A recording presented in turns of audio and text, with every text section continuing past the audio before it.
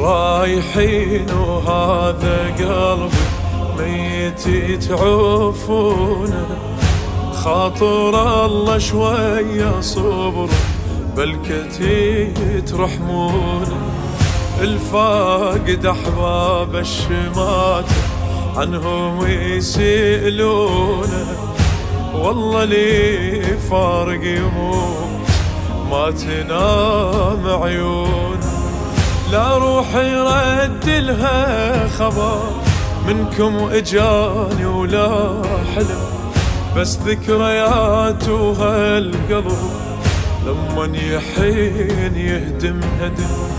لا روحي رد لها خبر منكم اجاني ولا حلم، بس ذكريات وهالقلب لمن يحين يهدم هدم.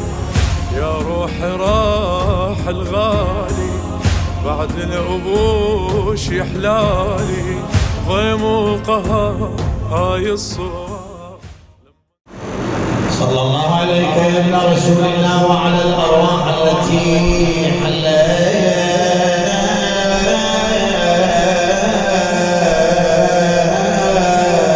بفنائك وأناخت برحمتك يا رحمة الله الواسعة ويا باب نجاة فيا ليتنا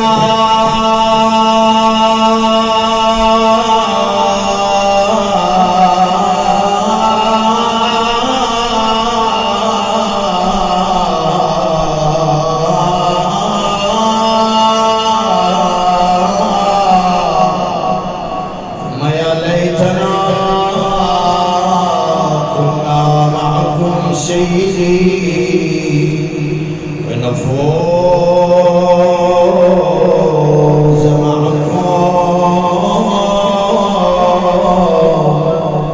فوزا عظيما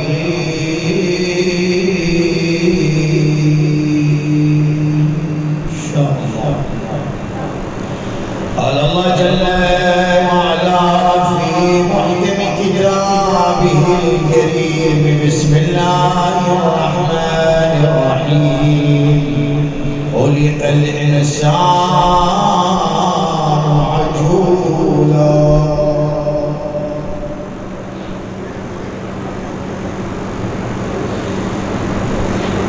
الآية الكريمة أيها الأحبة تبين لنا بأنه الكثير من الناس في مجال الدنيا دائما في عجلة،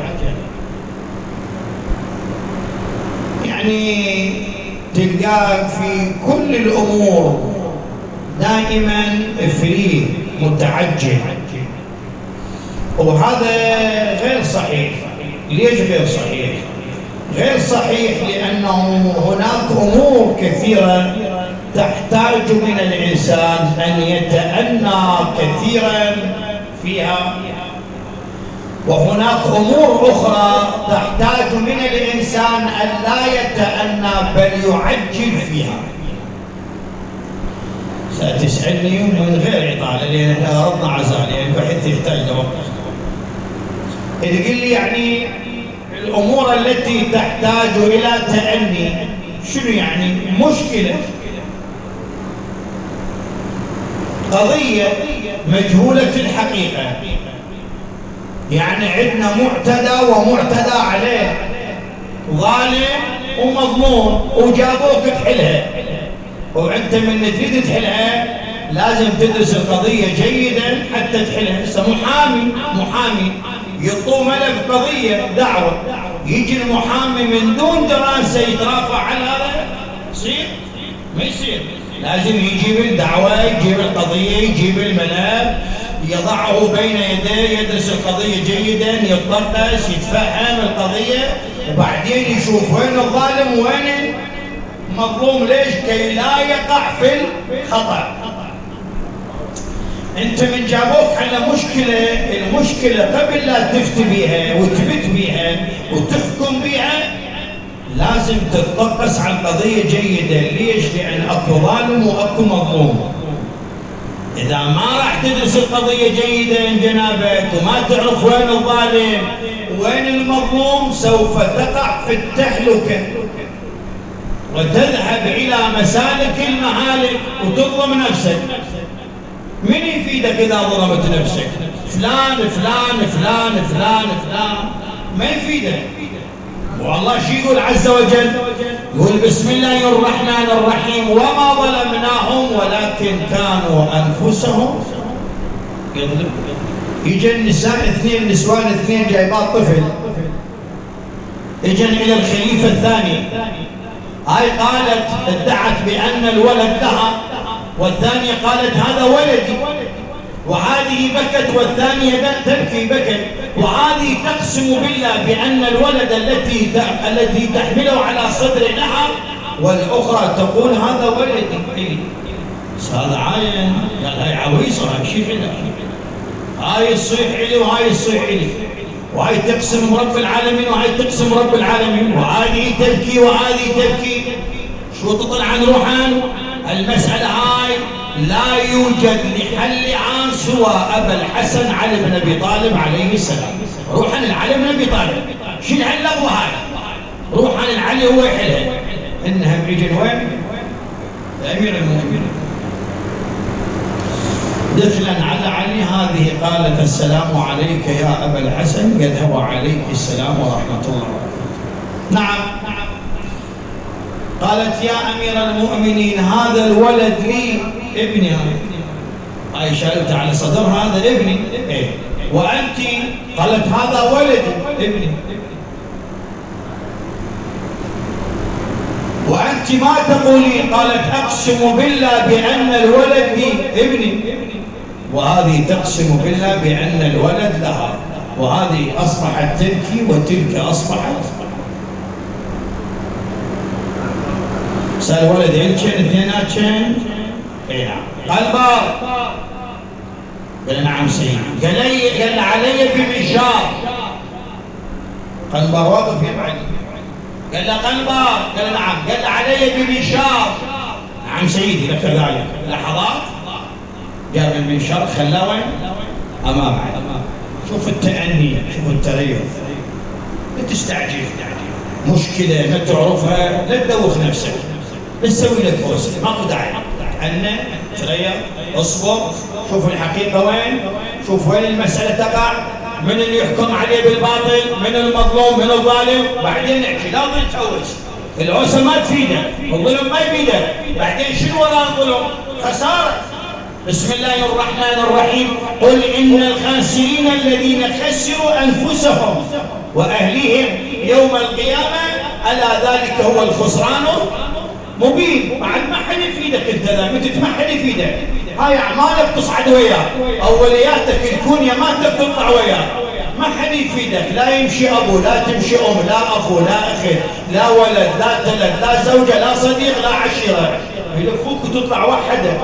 هو هذا العمل اللي تاخذه وياك. زين خوش ادمي، خوش ادمي عند الله، مو خوش ادمي. بسم الله الرحمن. خاف يعني خاف طالبني بدليل، من اقول لك حتى محمد وآل محمد ما يخلصوك اذا ظلمت واحد. خاف طالبني. بسم الله الرحمن الرحيم ولا تركنوا الى الذين ظلموا فتمسكم النار وما لكم من دون الله من اولياء ثم لا تنصرون. ما لك ولي بعد يوم القيامه، ما عندك واحد يشفع لك يوم القيامة. عملك باطل، انت باطل، انت ظالم، انت مجرم، الى جهنم وساءت. والا يعني قتلت ابو الحسن علي اكو واحد يشفع له؟ بس انت ما اعرف ان شاء الله قال التاريخ انت قتلت علي، ظلمت علي، ها؟ لعن الله في 10 لعن الله أمة دفعتكم عن مقامكم وأزالتكم عن مراتبكم التي رتبكم الله فيها، ولعن الله أمة أساس الظلم والجور عليكم أهل البيت. شو مسوى علي بن أبي طالب حتى يذلون؟ شو مسوى علي بن أبي طالب حتى يظلمون؟ شو مسوى علي بن أبي طالب حتى يتمون أولاده بناته؟ شو مسوى علي؟ لأنه ولي الله وأعلن الله عنه على لسان النبي: بلغ يا أيها الرسول، بلغ ما أنزل إليك من ربك وإن لم تفعل فما بلغت رسالته والله يعصمك من الناس. ظلموا علي بن أبي طالب، وما عاش علي بن أبي طالب بعد مقتله في مسجد الكوفة إلا 3 ليالي. وعنده أولاد وعنده بنات. وتعرف بعض الأحيان في بعض البيوت عندنا أب من يكون في الدار ما يكون بس أب، يكون صديق ويا عياله، صديق ويا أولاده، صديق ويا بناته، يعني ما يأذيهم، ما يعقهم، ما يجرح مشاعرهم. هذا هيك أبو من يطلع من الحياة مو سهلة، يصير ثلمة بالبيت ما تنسد، ثلمة والله العظيم. أنا مرة واحد يقعد من قبل فترة 2 3 قاعدين أولاد المرحوم قاعدين، هذا شك ثوبه، هذا دش داشته، هذا يدق على روحه، هذا على راسه بالطبلة. واحد قال لي: شيخنا شوية كافي. قلت له: لا والله هذا ما يتعوض، ذولا حقهم يبكون لأن فاقدين أبو، ولا أبو خيمة بالبيت، ولا أبو نعمة. هذا راح يتحسر مدى حياته على كلمة أبويا وينك بعد؟ ماكو أبويا بعد، خلص. ماكو أخويا بعد، خلص. يفقد أم، ماكو أم بعد، خلص. نعم. شيع علي ودفن علي وساووا قبر علي مع التراب، يعني وصيته: عفوا موضع قبري مع تراب. حسن، حسين، أبو فاضل، عباس، نعم، أولاد فاطمة أم البنين كلهم أولاد علي، كلهم قاعدين يقول من دفنوا علي وردوا التراب. شايف شلون ترد التراب على أبوك؟ ما يهلك تقوم؟ ما بيك حيل تقوم بعد؟ قالوا هكذا: هذا قبر علي بن أبي طالب الذي قتلوه ظلما. واحد وانا وقعدوا داير ما داير قبره، شعر هيك يوصف الحال: بكاء، عينين، دموع، حرقة، لوعة. مشيت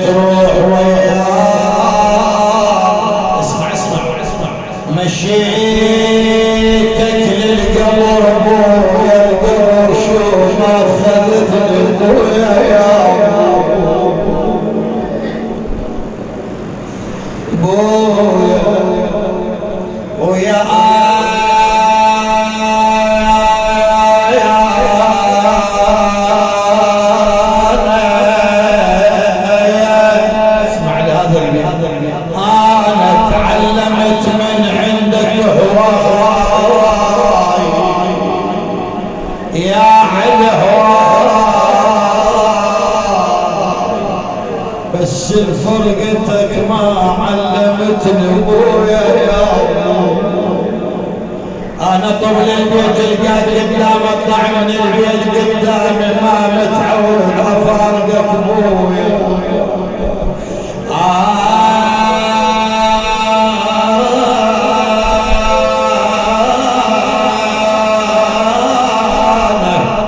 تعلمت من عندك هواي ابويا بس فرقتك والله ما عودتني.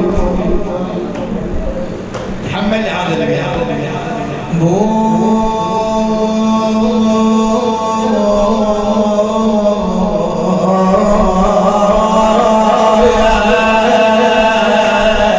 ويا ما حطينا زاد وما ذكرنا.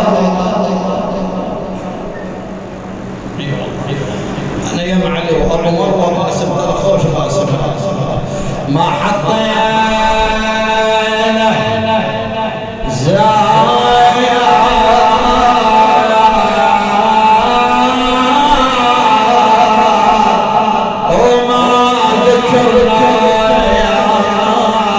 سفرتنا بقعدتك ذكرتني يا يابا يا يابا يا ابويا كلك محنة محنة ملقاك يا ابويا جنة يا يابا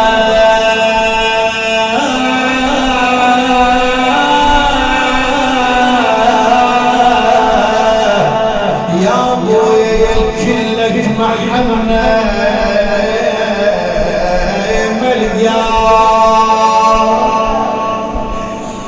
يا ابو جنة شاير بعد ما ترجع لنا يا خسرناك يا قلبك حجينا يا كوثر بيتنا السويت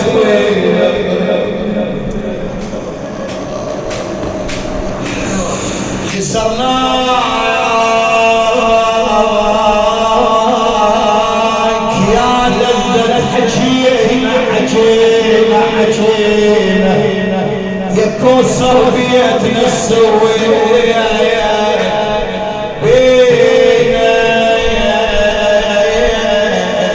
طش الشمل وتفارق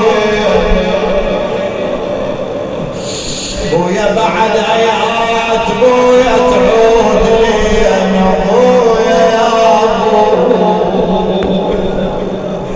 يا ماي العيون يا ماي العيون تسوى العتب يا ماي العيون ويا ماي العيون يا ماي العيون تسوى العتب يا ماي العيون ويا من يونيون من يونيون عادهم اولادك من يونيون. هذا البيت ولا سير الدعاء ويا يصدقون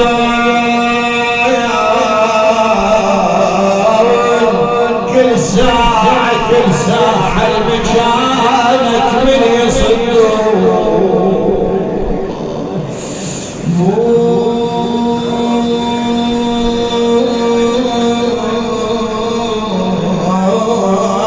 يا دفناك مدري شلون يا ابويا دفناك ياك مشتاقين والله نقعد وياك ضيعنا المحنة أنا حسين قابو مشي عليك زارة على حسين رحمة على موتك.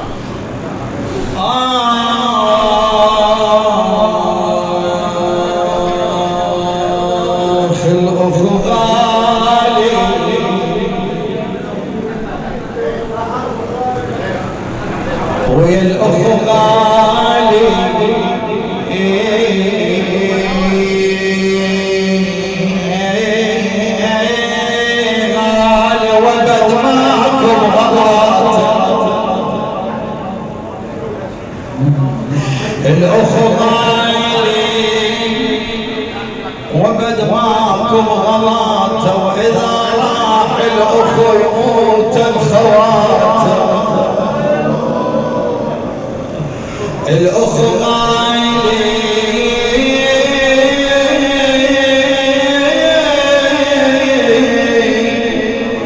وبد ماكم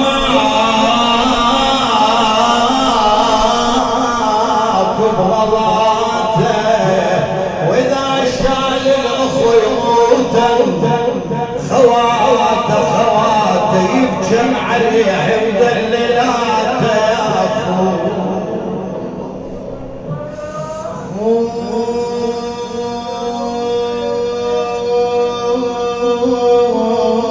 يا من تبقي الأخو، هذا الباسل هذا أبو مروان، من تبقي الأخوك تبين العلة،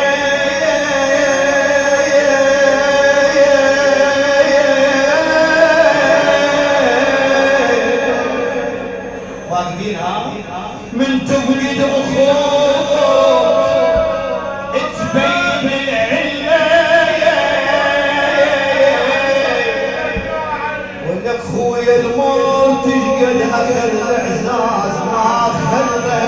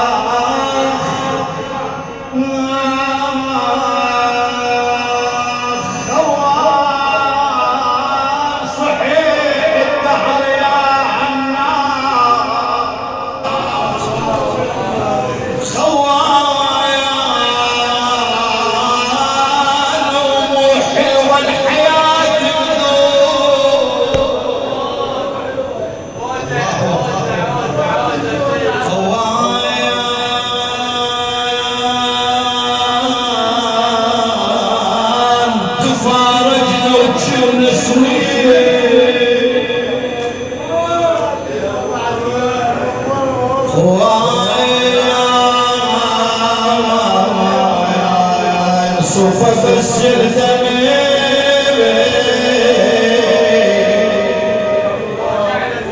والحسرة لي يتراب والنجف يمتع بالدار،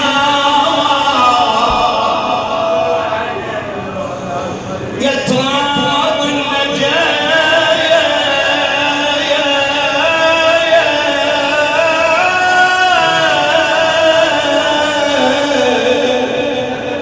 يتراب النجايا يمتع بالجدار، ولك اللي بيك نايم ابن ماما بجيت عليك من العام.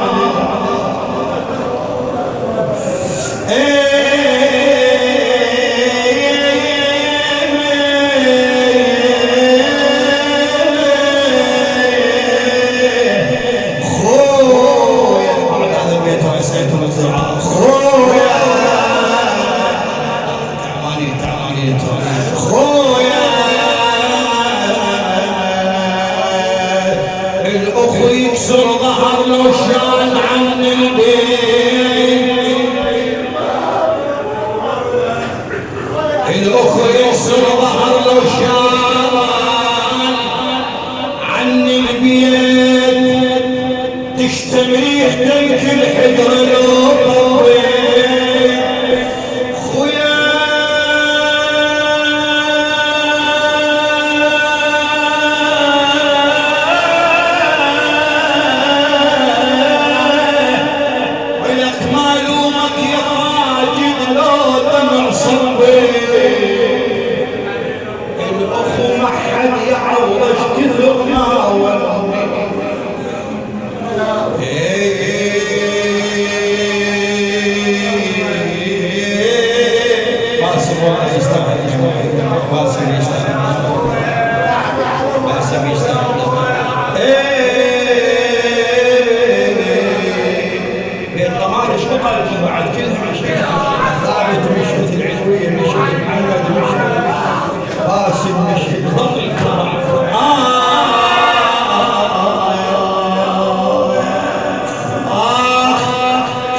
لقيناك يا الحلوة عشرتك هدت عين اخويا محتاجين خويا اليوم بنار دورنا المحنة وما لقينا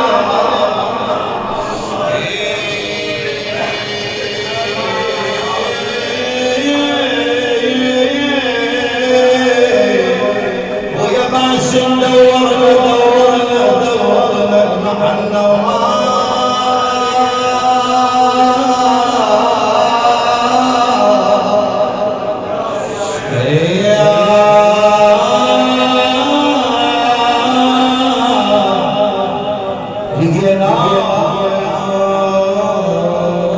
بالأمس كانوا معي